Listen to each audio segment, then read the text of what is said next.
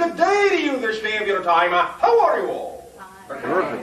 Allow us to begin this interaction once again by thanking each and every one of you for establishing this link through this gate at this time. Once again, each and every time we are afforded an opportunity to interact with any and all of you, it expands our understanding of creation and allows us to interact and experience with that many more facets of the infinite. So we thank you for your gift. We would like to begin this flow of information with an idea that we have discussed before, but not from this point of view. An idea that we have begun to discuss with a few of you recently in a new way. We will be presenting this idea a few the upcoming interactions, for we recognize at this timing it is important to do so. Now that certain foundations have been laid in your consciousness, not only through these interactions, but in other sources of information that you have all access to, we can now present another perspective in terms of delivering information that has been around on your planet for thousands of years. But we recognize that because of the different belief systems that exist upon your planet within each and every individual, and the different belief systems that exist upon your planet within different cultures, it may be necessary sometimes, because of your upbringing, to hear something over and over and over and over and over and over and over and over and over and over and over again, until finally you are not just hearing it, but really listening to it. And perhaps in that sense it finally, as you say, clicks within you. You finally, as you say in your language, get it, and you finally incorporate the actual feeling of the experience of the idea within you and in your daily life from that point forward, rather than just running the words around in your mind. So we will endeavor to present to you, yes, once again, an idea we have talked about before and has been available to your society for quite some time, but perhaps not presented in quite this way. And we will continue to do this until you say you understand. For we feel this is critical at this time, that you do understand this notion. And again, this may not be the way, what we are about to present to you, that some of you will necessarily understand it. Do not despair if this is not the case. Many of you will. And those that need or require another methodology by which to understand and finally, ultimately incorporate this concept into their consciousness will absolutely and automatically always attract it into their lives exactly when they need it. So, let us begin. We have discussed many times the concept of living in the moment. You have heard this over and over again in your society. Be here now. The idea of being at one with. The idea of being the experience. Of knowing that you are your reality, that you create your reality, that it is you, you are it. Let us approach this now from a slightly different direction and offer, once again, and those that have heard this before, remember, you can stand hearing it again. For this is a technique you can practice until you know it is yours, until you own it. And this technique is as follows. It has to do, primarily, this approach, with understanding what the whole concept of naming yourself is all about. For we recognize that in many of the societies that exist upon your planet, you have in essence forgotten what your names mean. The idea is that there are still cultures upon your planet that are, in naming themselves, a little bit closer to the idea of living in the moment, being in the now. They recognize this in the manner of the naming, even though they may even still, some of them, freeze, so to speak, the name of a person. But the essence of the idea in the naming may still be there as follows.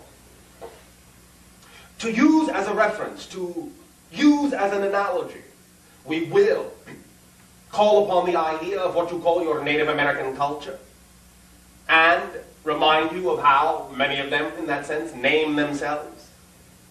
And we will, again, because of the commonality that exists in your society, call upon another analogy, what you call the film that most of you are familiar with, called in your name Dances with Wolves. Most of you are familiar with this, yes? Yes. Recognize that this is, in that sense, the name of the individual, but look at what kind of a name it is. Dances with Wolves. It is the naming of an experience that the person is having. And they are called by the experience that they are having. But more than that, you must understand, living in the moment requires that you fully recognize that experiences are not something you actually have. They are what you are. They are who you are at that moment that you are experiencing. The idea, therefore, is to recognize that in truth, instead of freezing the name, every moment, whatever it is you are experiencing, is who you are. The distinction that needs to be made within your consciousness, and the technique that you can practice to live in the moment, is to constantly remind yourself that what it is, formerly you would have thought would be something you were doing, what it is, formerly you would have thought would have been an experience that you are having, can now be seen to be simply who you are at the moment. So, and again, in connection to the reference of the name of Dances with Wolves, right now, in your own way, of course, not meaning that you lose your individuality in this, but just as a generality, right now, your names, who you are, literally, is listening to Bashar. That's who you are. It's not what you're doing.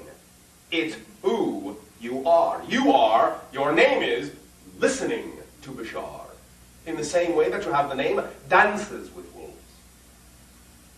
When you do anything, that is your name. That is who you are at the moment. So again, for example, if you are driving your car, that's who you are, not what you're doing. As you are behind the wheel of your car and you are driving to any particular location, that is who you are. In terms of the locations, perhaps, that exist around what you call your Los Angeles area. Again, if you are driving to Santa Monica, that's who you are, not what you're doing. When you're doing it, that's who you are. You are, you can say to yourself, I am driving to Santa Monica. That's who I am, not what I'm doing. I am looking at the car next to me. That's who I am, not a thing I am doing. I am thinking about something I did yesterday. That's who I am. Compact it. Let it bring you into the moment. When you use it as your name, it will bring you into the moment. I am thinking about what I did yesterday. It automatically, when you encapsulate it as a name, brings you into the moment and allows you to recognize that the act itself is discrete and valid by itself without actually having to make a connection to the past or a connection or a projection to the future, which brings about expectation and assumption and many other methodologies that cause segregation and separation within your consciousness. So when you are driving to Santa Monica and that's who you are at that moment, that's it. There's nothing else. That is totally who you are. I am driving to Santa Monica. Everything that's going on, every car you see, every space between you is a part of who you are at that moment. And when you think of yourself this way and practice doing so, you will become, you will see, so absorbed in everything that's going on, because all of a sudden you realize that everything that's going on is actually who you are, that all of a sudden all your thoughts of what it is you're supposed to expect when you get to Santa Monica will vanish. You will simply be totally, at that moment, driving to Santa Monica and have no thought about anything until you are being in Santa Monica, which is a different person. When you start to practice the idea of seeing this way, seeing yourself this way, literally, at every moment, by paying attention to the first verb in the chain in the sentence, the first verb is who you are. So, for example, if you are playing baseball, that's who you are, not what you're doing. And then the next day you are remembering having played baseball, in that sense, you are at that moment remembering having played baseball. That's who you are, not the idea of actually focusing on the past. Right now, in the present, who you are is remembering having played baseball. That's totally who you are. And that's it, at that moment. You fill the moment by being the first verb in the sentence chain, not the second. So again, understand the profundity of this, because if there are such things that you are making connections to that you do not prefer, then recognize that by using this technique, in one moment you may be saying, I am experiencing sadness. That's who I am. In the next moment, you may recognize that you are pondering why you might have experienced sadness. But if you understand this concept, then as soon as you know you are pondering why I am sad, you are literally no longer experiencing sadness. You are now pondering why you are sad, and immediately you are no longer being in sadness. You are now another person. When you start to practice this, you will see, you will feel the difference. Now, we are not saying that you have to spend the rest of your life talking this way. But for the moment, pay attention. If you wish to use this technique, it can make a profound difference in how you experience yourself, and pay attention to how you say things when using this technique. For again, it is I am that begins the technique always. Not I need this, I want that, for you're automatically making a connection and a projection and an expectational assumption to something and expecting an outcome. It is I am needing this, I am wanting this, that's who I am. And as soon as that becomes totally who you are, the object itself that you originally may have wanted becomes inconsequential at that moment. Because your moment is full of simply being, I am wanting this idea. Wanting becomes the active principle of who you are, not the object that you originally focused on that separated you from yourself. There is no out there. It's out, in, out, in. Like a mirror, what you see out is what's going on in. That's who you are, who you are. So, practice this idea, and you will actually experience a difference. Sometimes literally a physiological sensation when you become totally in the moment, that your so-called outer reality all of a sudden seems to flatten out, become less solid, less real to you. You become more real all of a sudden. You become the only thing there is at that moment. So practice. See what happens. And remember, as you do so, you are practicing this idea. That's who you are, not a thing you're doing. So thank you for allowing us to present to you once again this idea, for it is critical now that many of you use this technique. It will give you an effect if it is in harmony with the vibration of your preference. At this timing, once again, in return for the gift that you are giving to our civilization and communicating through this link at this way, we will offer to you, at this time, our service in whatever way, shape, and form you so desire. Bashar.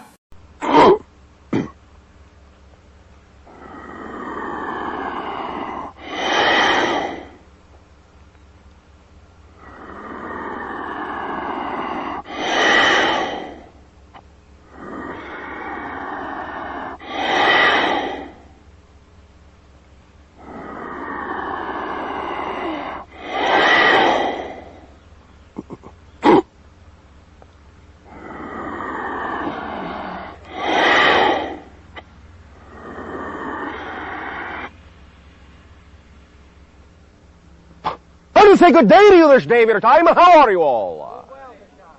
All right. We thank you once again for allowing this communication, this transmission to occur in this manner, through this window, at this time, in this way. once again, each and every time you allow our civilization to interact with your civilization in this manner, it affords our world an opportunity to see through each and every one of your eyes a new way, a different way, an additional way that the universe has of expressing itself, and this expands our understanding of creation as well. So we thank you for this gift of sharing. We would like to begin this transmission, this day of your time, with a light subject that we will call denial, separation, and projection. Now, the idea is to understand that negative belief systems, that is, belief systems that may be incorporated into your personality, into your consciousness, that are, shall we say, against the grain of your true self, out of alignment with your true self, out of alignment with your joy, out of alignment with your love, in alignment with your fear, belief systems of that nature, for lack of a better term, let's term them negative, mechanically, because negative energy separates, segregates, compartmentalizes, as opposed to positive energy, which integrates and makes whole.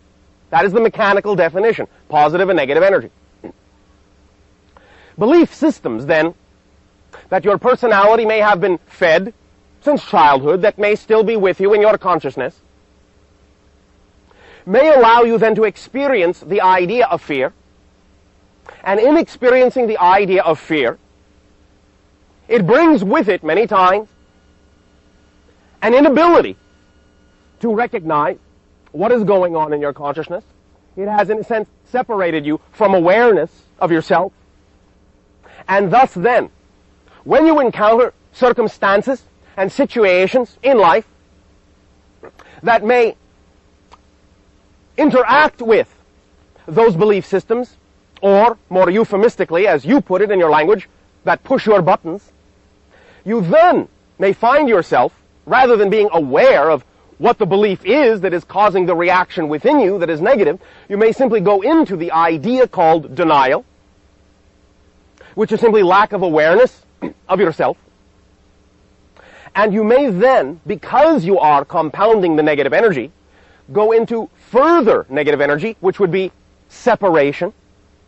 And in the energy of denial, and in the energy of separation, because it is separate from yourself, or seems to be, you will then project the idea of the causation of this feeling outward, beyond yourself, not in yourself. You will project onto others, blame other situations for what you are experiencing, rather than accepting the responsibility for the feeling, for the experience, based on the belief systems going on within you. Now, this does not mean that you cannot recognize and cannot acknowledge when someone else might in fact be acting out of integrity, might in fact be negatively attacking you, or doing something hurtful intentionally. This does not mean you cannot recognize what their actions are based on. But, depending upon the clarity that you have within your own consciousness,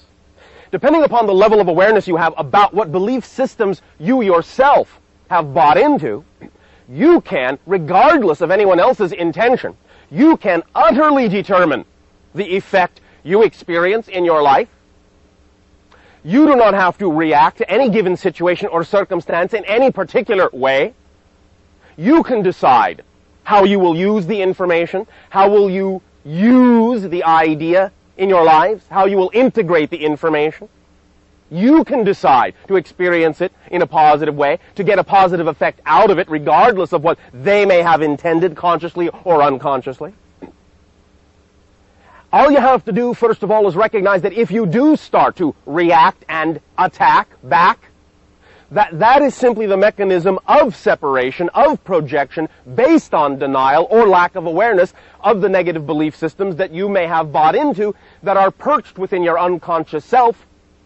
All you have to do is get in touch with what those negative definitions, those fear definitions, might be. The idea, thus, then, is that this concept, this three-part concept, denial, separation, projection, is another tool that you can use to give yourself a moment of pause in any circumstance, and to be more consciously aware of what the choices are for you in terms of how you will interact and how you will respond rather than react to any given circumstance, and thus allow your life, your energy, your experience of the interaction, of the event, of the exchange, to be one that works for you in a positive way, again, regardless of what anyone else's intention, consciously or unconsciously, might have been. Because the choice and the power and the control, in that sense, is always in your hands.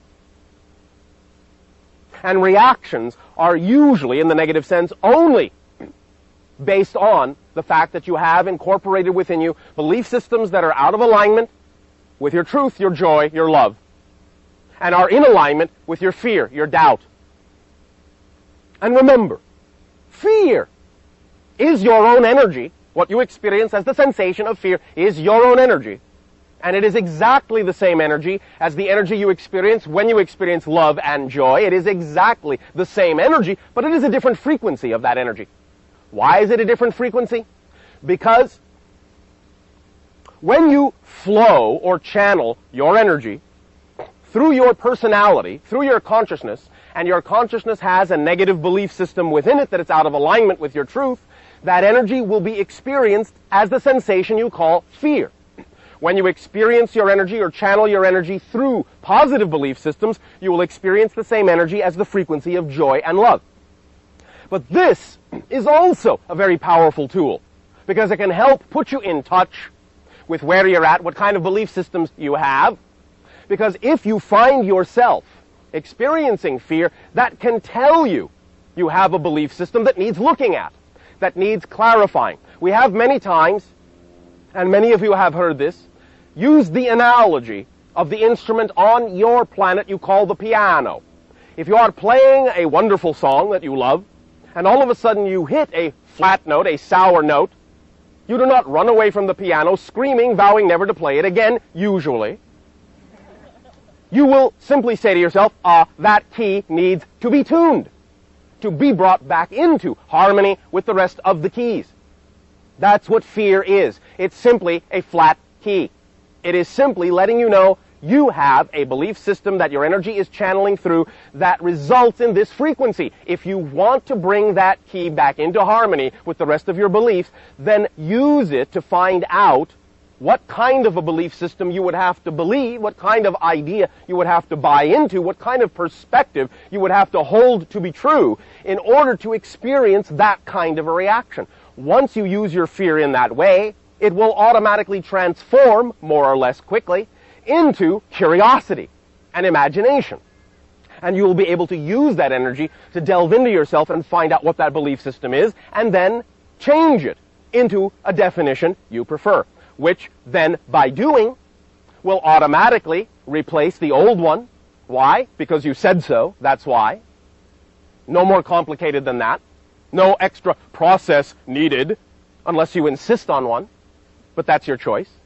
But when you replace it, when you invent, when you imagine a new definition, and you believe in it wholeheartedly, and you act like you believe in it wholeheartedly, then your life will reflect that belief to you, and you will see the fear transform, and you will see the reality transform.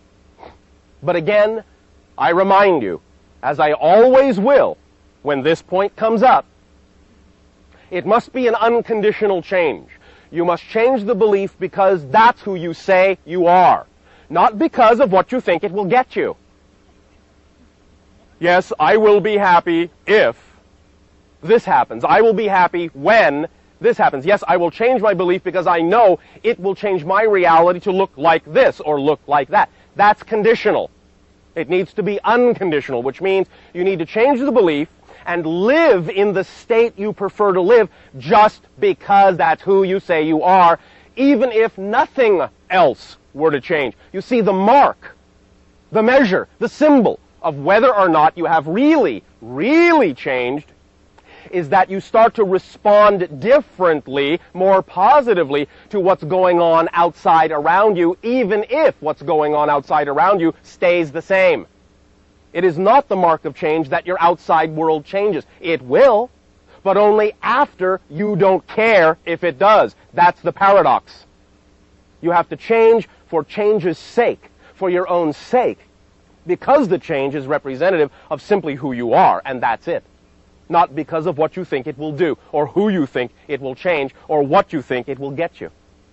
That's conditional, and this whole idea is about unconditional love, first of yourself, because if you don't love yourself unconditionally, you can't love anyone else really. And then the outward expression of that unconditional love toward your life, toward everyone in your life, toward everything and everyone and all that is. This idea also goes hand in hand with a side concept we would like to address that we would like to call ground floor spirituality. The idea is to keep your spirituality simple, obvious, evident, plain, everyday, immediate, here and now. Not allowed to get too lofty in the sense of moving away from physical reality. As you simply live your physical life to the fullest and be who you are as best as you can be, you will become, in a sense, more aligned with your spiritual side. You will elevate your vibration, your frequency. It's not about detaching from physical reality. It's about incorporating and integrating spirituality and physicality into one, all-embracing life, embracing action, being, doing, saying. An example. That was delivered in the transmission in Sedona has caused quite a stir in your reality. To some degree, this was the intention, to stir the pot. But allow us to explain a little bit more clearly. First of all, there was a lot of speculation about why what was said was said. We will assure all of you that it came from us. It did not come from the channel. For those who would know the channel, you would know that the channel never would have said what we said, especially not in public. The idea is to understand that what was said was a response to a question that was asked about the energies associated with the choices you had before you, and the idea to pay attention to is the reactions that occurred, a couple of which were when the announcement was made, when the information was delivered, several people were surprised in a variety of ways, and some took it upon themselves to think, well, Bashar must be wrong. Or, Bashar has gone off the rails. Or, oh, the channel must be interfering with Bashar's message somehow. This cannot be Bashar. It is fascinating to note that for all the time that many people have been absorbing and receiving information from us on a variety of subjects, that as soon, no matter how long that's been, as soon as they have heard something that seems contrary to what they believe, suddenly the immediate reaction or assumption is that something must be wrong with the delivery, something must be interfering with the delivery, instead of a more balanced reaction of, well, that's interesting. I wonder why that was said that way. Or, is it possible that this may mean something other than what I think? Or, even, in your vernacular, as you say often, God forbid, I might actually be wrong in my beliefs. The idea is, of course, you can believe what you want. It is up to you. We are just observing the reactions and the idea that it gives us and the information that it gives us with regard to how ready people are for contact, how ready people are to be in a balanced state rather than thrown off balance. The idea also is that the information was simply an observation. Remember, we are not giving you an opinion. We are telling you what we see. When we answer a question, we are looking at the information embedded within the structure of space-time and simply reporting what it is we observe. As with anything, the information that we receive is of the moment and in the present, and as we have said, not a prediction, but simply a recognition of where the energy is at that moment it is delivered. Again, not an opinion, but an observation. Again, many may disagree with this observation, but it doesn't change the fact that that's what is embedded in the fabric of space-time. Also, the idea of delivering the information in that way, unusual as it was, we will admit, was the product of conferring with many other beings to make sure that the information was appropriate to deliver at that time. And again, for a variety of reasons. One of which was to accelerate the splitting of the prism that is going on in your reality, because several of the reactions to the information we delivered caused an acceleration in moving in whatever direction you had chosen to move. In other words, the statement ensured that the train tracks leaving the station would get farther apart, to accelerate the idea of the splitting and to bring about the idea of the evolution of humanity in a particular way, so that contact could occur in whatever way it needs to. The idea of saying that the feminine would lead to contact could have been said just that simply. The feminine would lead to contact. Or we could have said the feminine would lead to contact, the male would not, instead of the full delivery of what we had said. However, that wouldn't have been absolutely accurate. Both directions, in some way, shape, or form, will lead to contact. But it is the nature of that contact, the style of the contact, and the reason for the contact that will change according to which direction all of you decided to choose. We will be conferring based on the outcome you have chosen with many councils in our interstellar alliance in order to determine what is now the most appropriate way for contact to occur.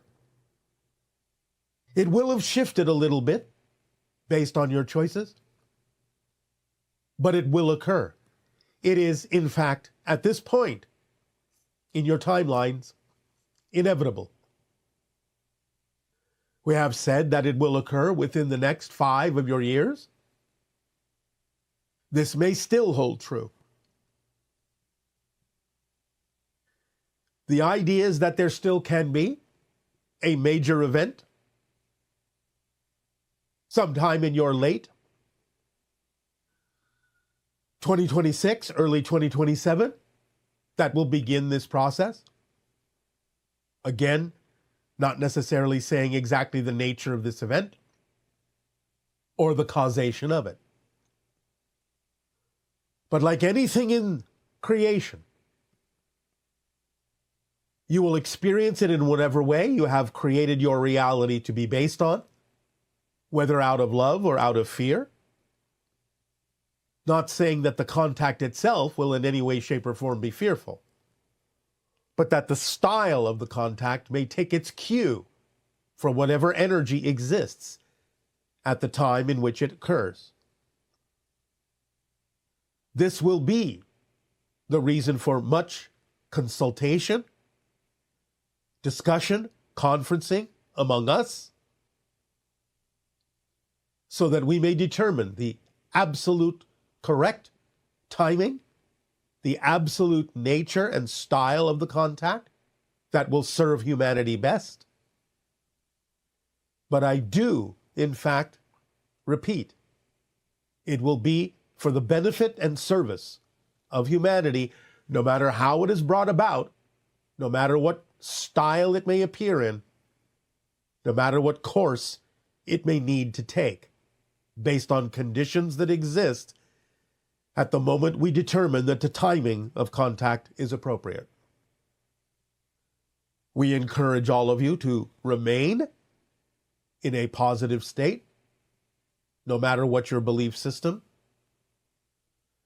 And we will again reiterate that the idea of what we said is based not on necessarily actual physical individuals, but the idea of the qualities of feminine energy and masculine energy as they exist on your planet at this time.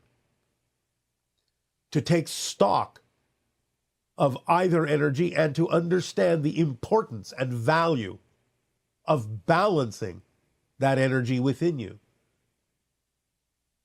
so that the style of contact can be one that would be more completely representative of the idea of acceptance, of love, connection, and not necessarily of experiences that have to do with fear or disconnection or negativity in any way.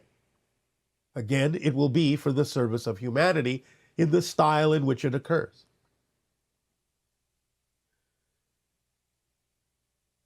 But we will, at the same time, remind you that we always have a reason for saying what is said, for delivering the information that is allowed to be delivered.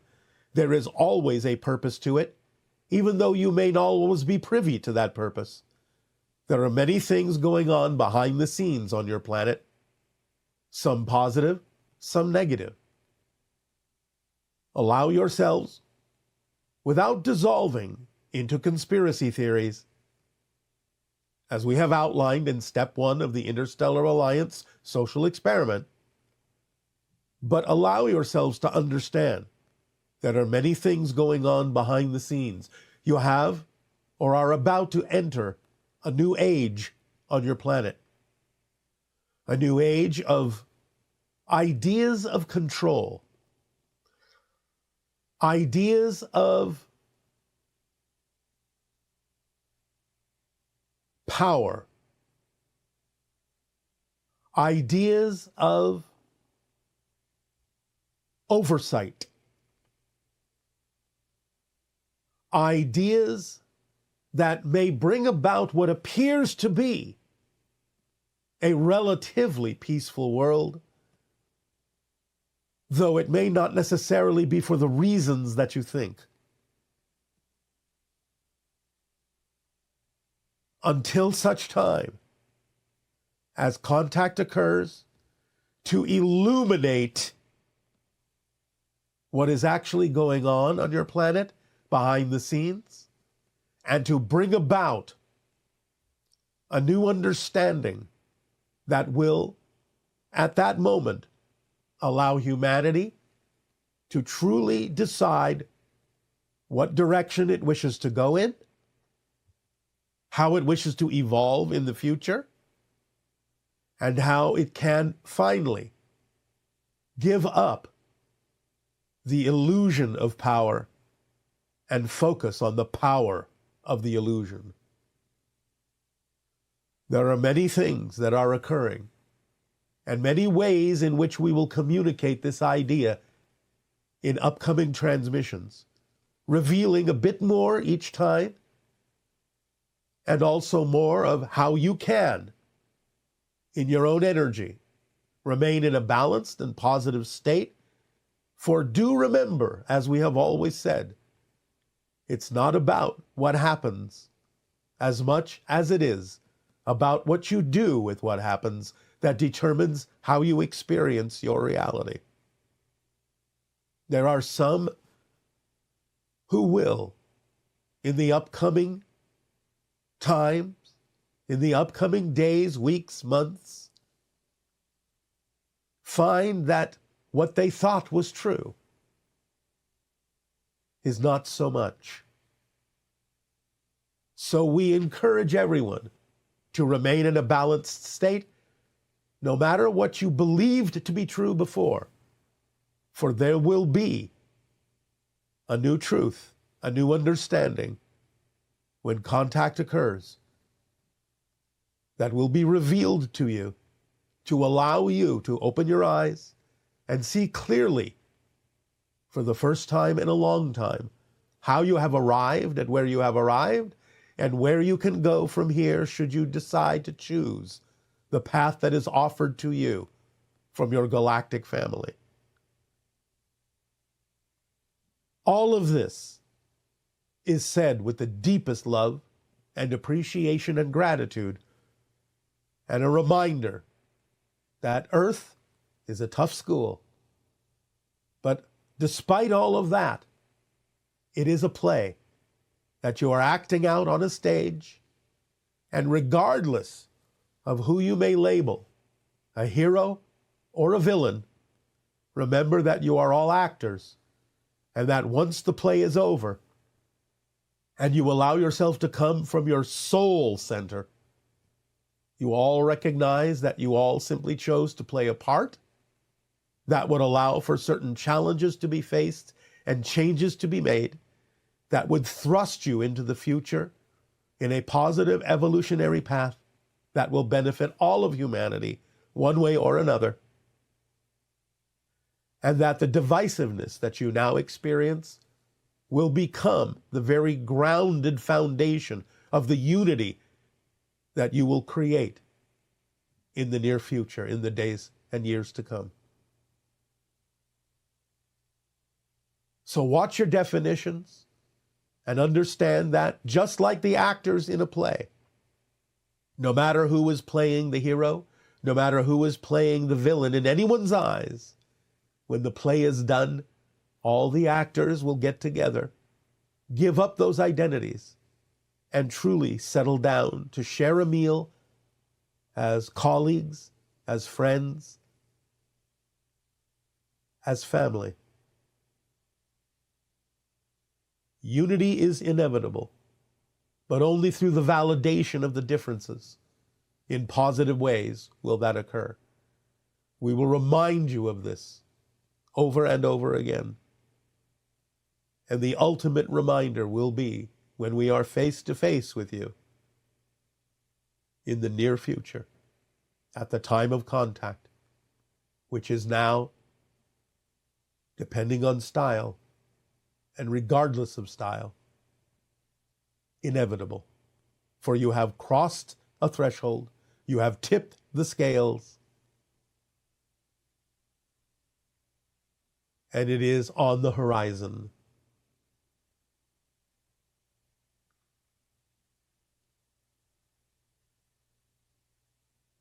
We thank you for allowing us to share this clarification with you.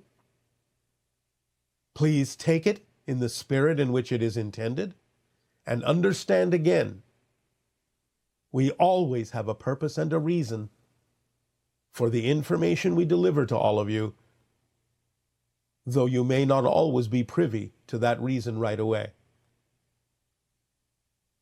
A lot of this is a test. A lot of this is a measure. A lot of this is to let us know what you are ready for and what you are not. For again, there are only very few circumstances in which we will intervene. But should those circumstances arise, we will be among you to make sure, first and foremost, that the unique school that is the earth will survive. For that is our priority. She pretty much disappeared from my life like I've never existed, and she moved on really quickly with someone else after 1 month, and all of this make me feel like I'm pretty much useless to her. And my question is, why do I still, 6 months later, allow her to make me feel like that? Because I know I'm not, and my son demonstrated to me every day, my friends do the same, so I know I'm not, but I just don't understand why I still allow her to make me feel like that. This is my question. Thank you. She doesn't make you feel like that, you make yourself feel like that. So her actions are pointing out to you that you're the one diminishing yourself. You're the one believing in your lack of worth. So she's giving you an opportunity to overcome that challenge, to know that you are worthy because you are getting signs that you are. It's giving you the opportunity to choose which ones you really want to pay attention to, which ones you want to believe are true. So you are still in doubt about your worth, which is why you keep wondering why you keep reacting the way that you're reacting and why you feel the way you feel about the fact that she is giving you this opportunity. So this is an agreement you have made to overcome your lack of self-worth and know that you deserve to know that you are worthy as the signs are being given to you by others in your life. Choose the path you really prefer and let go of the path that you don't. Greetings, Bashar. How are you? Good day. Perfect. And you? Oh, I'm perfect as always. Yeah, this has been pretty synchronistic. My Wi-Fi went out as soon as my Zoom started, and that was a fantastic synchronicity, and it's a great practice of just letting go of any insistence of any outcome and staying in a positive state. Yes, and then being able to tap into the information you need in other ways, like exactly. It's like, if this conversation happened in this way, that would have been fantastic, and if it didn't, it would have served me just as it was in that way.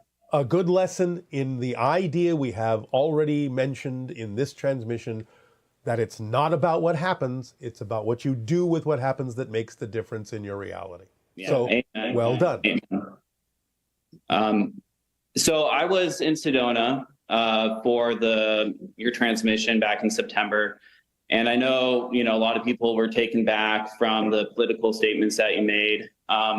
So was I, but I didn't stay in a negative space. I quickly neutralized my beliefs and my feelings regarding those statements and went back to what you had just mentioned, that it's what we do that matters. It's the actions that we take. Anything outside of ourselves, it doesn't matter. And this has been such a fantastic opportunity for me to really hold true to my beliefs and not give in to any of these external circumstances. Because, all right, fast forward to the present time, we have a male candidate that is our, presidential leader again. And we all know what you had said regarding that. And it has really allowed me to address a lot of fears within myself and to transform those fears. So it has really just been a fantastic blessing, this whole situation. All right. And we would like to address one more issue. Go ahead. Based on the surprise reactions that people had about the fact that we said anything at all regarding your politics, which is unusual for us. But the point is, it's not going to be that unusual in the future. Because as contact occurs, do you not think we're going to become more involved in every aspect of your society, including your politics? So the idea of conferring with our councils and the idea that we were allowed to even make anything close to what your people would perceive as a political statement is an indication of how close you are to contact in some form or another. Because we are going to be involved in every layer of your society, including your politics, your sociology, your economics, your religions. Everything will shift. Everything will change. Our presence isn't going to leave any aspect of your society untouched. So we want you to understand how everything in some way, shape, or form will shift, but it will shift in a way that will allow you, all of you, to process what you need, to face the challenges that you need in a way that will serve humanity evolutionarily to the benefit of humanity for your forward momentum into the future.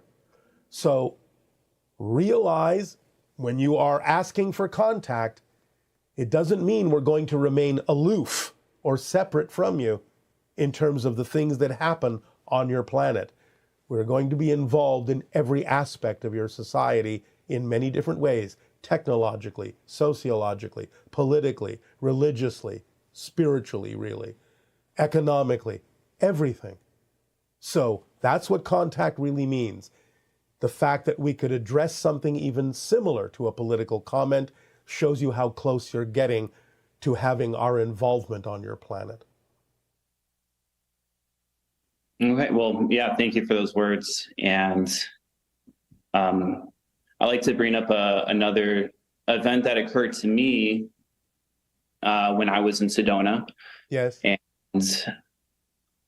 so I had just gotten to Sedona a few days before the event, and I met my mother, who now lives in Sedona, at Bell Rock, and it was around 9 o'clock at night, so the stars were out, and we went for a short hike to get into the beautiful energy of Bell Rock. And it was just so amazing to be there. And just the thoughts that were coming to my mind where, I know contact is going to happen and is already happening. However, I don't need to put the insistence that contact does need to happen in order to feel fulfilled, in order to be happy, because I put so much emphasis on it over the past years, and so much pressure on myself to make all this happen. But ultimately, it's like that in itself is still a condition. It's still Yes, absolutely. It's not that you need contact, and in fact, not needing it is what actually allows it to happen more quickly. Yeah, absolutely. And so I was explaining this to my mom, and I really felt it within my heart, and it was so beautiful. And so we later went on back to the parking lot from Bell Rock. And as we were just about to get to the parking lot, I decided to stop and just take in the moment one last time, because it was that beautiful. I just wanted to soak every second of it in. And as I did that, I saw just the most amazing shooting star go from one end of the sky to another end of the sky. And that was just, my confirmation that I'm on the right track, another synchronicity. My question for you was that a shooting star, or was that possibly a ship that I had saw? No, it was a shooting star, but the synchronicity is what's important for you. And you took it in the way that you needed to. Yeah, absolutely. And in fact, the fact that it was a shooting star even makes it not that much more beautiful, but it was just perfect the way it was.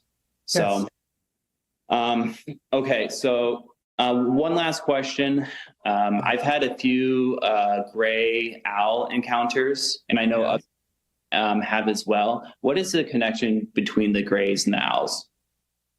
Well, they simply use owls to project the idea of a masked image, so that if it is really not an owl, it is simply something that you're familiar with that energetically represents them, but is a projected telepathic memory, so that you won't necessarily see them as they are, but see something that you are somewhat familiar with, that you don't necessarily freak out about, but you understand there may be something unusual about it.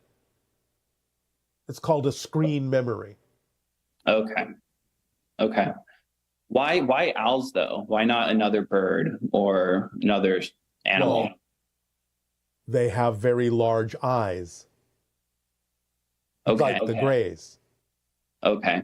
There are other animals that have been reported in those screen memories, like deer and some such animals along those lines. But owls, again, as you say, gray owls, well, gray, large eyes, and wisdom. Owls are wise in your archetype, yes? They are. They are. All right. And they are, in the night, because of their wing structure, very silent. They're suddenly upon you before you know it, because you don't hear them coming. So all of those qualities and attributes do fit the grays as well. Okay, that makes a lot of sense. Okay, well, I appreciate your time, and thank everybody, physical and non-physical, who's here participating in these interactions. All my love to you. Our unconditional love to you as well. Avail. Good day. Iliabe, thank you. Hello. Firstly, I'd like to say thank you to Daryl and Bashar for all that they do for us. I have a question I'd like to ask Bashar, please. I understand from his teachings that when we are awake in the physical reality that we know, we are actually asleep because we are still in spirit and we have never left spirit. If that's how we perceive things, where are our spirit guides? When we are actually asleep and dreaming and back in spirit, are we able to communicate with them then? But then when we awaken back into the dream state here, do we forget them? So I hope that makes sense. So basically, when we're asleep back in the spirit world, are we able to communicate with our spirit guides there? Or are they in another dimension completely? I hope you can help me with that question. Thank you. Yes, they're in the spirit dimension. Therefore, it's sort of like diving into the ocean and then getting back up on the boat. The people helping you are on the boat. You talk with them when you're on the boat, and then you decide to dive back into the water where now they're up on the boat and you're in the water and you can't really communicate. But then you go back up on the boat and you can talk to them again. So this is similar to what happens with your spirit guides. You focus on your physical experience, you withdraw within yourself. Now, a portion of your consciousness as the soul is still there and still communicating with them, but as the physical being, you don't necessarily perceive all of that.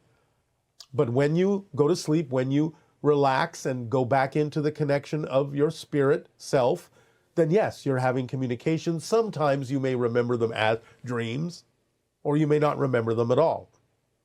Depends on how it serves a purpose to remember it, or how you remember it.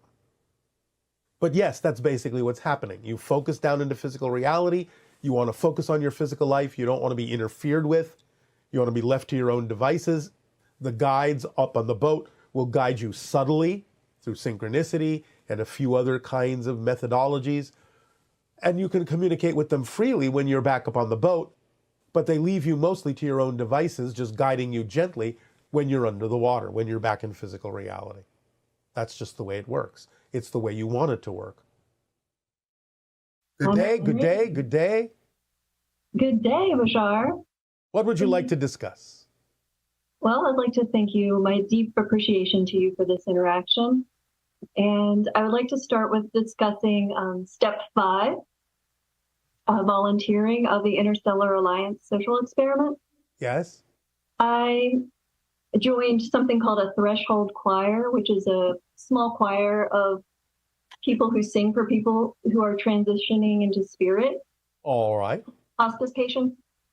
And I was wondering, from a harmonic perspective, could you tell me how music helps to unlock people from physical reality? Well, it can contain harmonics that are representative of the higher frequencies of the spirit realm, and therefore get them familiar by imbuing them with those frequencies, by bathing them in those frequencies, get them used to the vibrations that are representative of the higher spiritual realm and make the transition easier for them. Oh, okay. Sort of like lubricating the path. Mm-hmm.